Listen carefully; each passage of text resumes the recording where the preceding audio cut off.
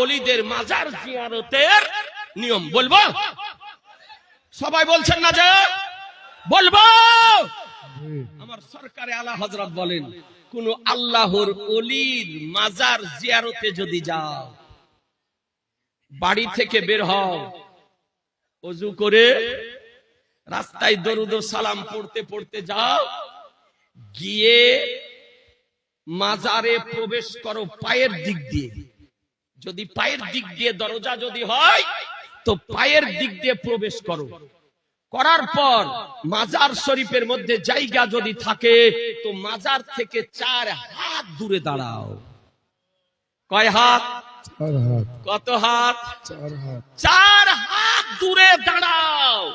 দাঁড়িয়ে বসে হোক অথবা দাঁড়িয়ে ফাতিহা পড়ো।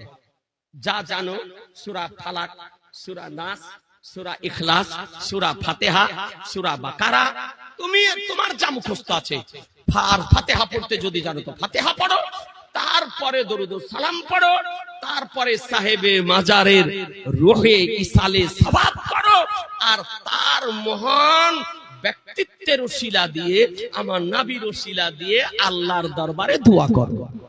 হুজুর সাহেব যে কবর জিয়ারতের পদ্ধতি শেখালেন একেবারে বেদাতি পদ্ধতি। রাসূলুল্লাহ সাল্লাল্লাহু আলাইহি ওয়াসাল্লাম কবর জিয়ারতের পদ্ধতি কিভাবে শিখিয়েছেন? সহিহ মুসলিম 4146 ও 47 নম্বর হাদিস। রাসূলুল্লাহ সাল্লাল্লাহু আলাইহি ওয়াসাল্লাম আম্মা জান আয়েশা রাদিয়াল্লাহু তাআলা আনহাকে বললেন, তুমি কবরবাসীদের জন্য দোয়া করবে এই বলে, আসসালামু আলা আহলিদ দিয়ারি মিনাল মুমিনিন ওয়াল মুসলিমিন ওয়াল মুস্তাকদিমিনা মিন্না ওয়াল মুস্তাখিরিন ওয়া ইন্না ইনশাআল্লাহু বিকুম লালাহিকুন। আর সাহাবা একরামদেরকে রাসূলুল্লাহ সাল্লাল্লাহু আলাইহি ওয়াসাল্লাম কবর জিয়ারতের দোয়া শিখিয়ে দিয়েছেন কিভাবে।